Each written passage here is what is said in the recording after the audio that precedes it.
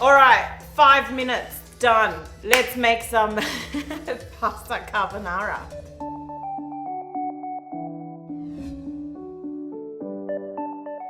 Pasta carbonara, an Italian classic.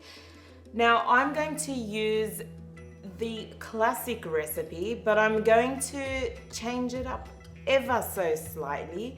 And instead of the typical guanciale that they use, I'm going to use Fettayleh Foods beef chorizo. Super quick, super easy. Let's get started. I'm going to turn on my pan and cut my chorizo. Medium heat. Now, I've cooked the pasta already.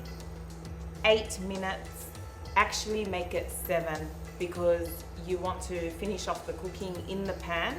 Opening up our chorizo. Okay. I'm gonna give that just a rough chop.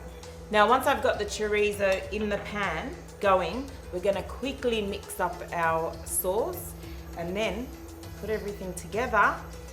Bob's your uncle. Now, we want to get the chorizo nice and golden and preferably a bit crispy.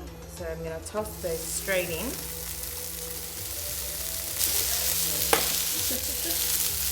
Chorizo's in the pan. We want 1 egg and 1 egg yolk. Now, a lot of people add cream to their carbonara, and I've been told by many Italians that's a big no-no.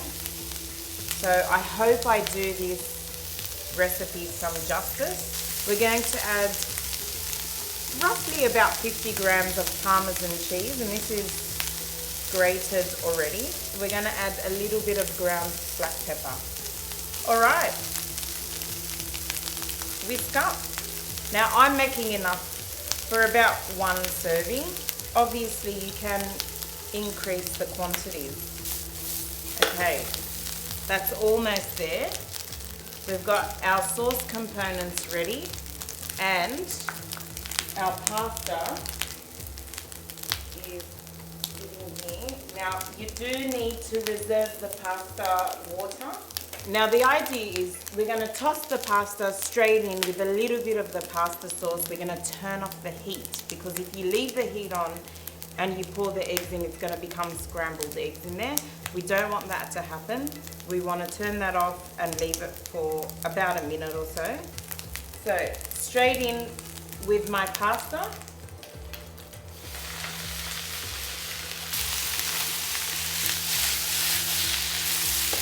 And I'm going to add a little bit of the pasta water.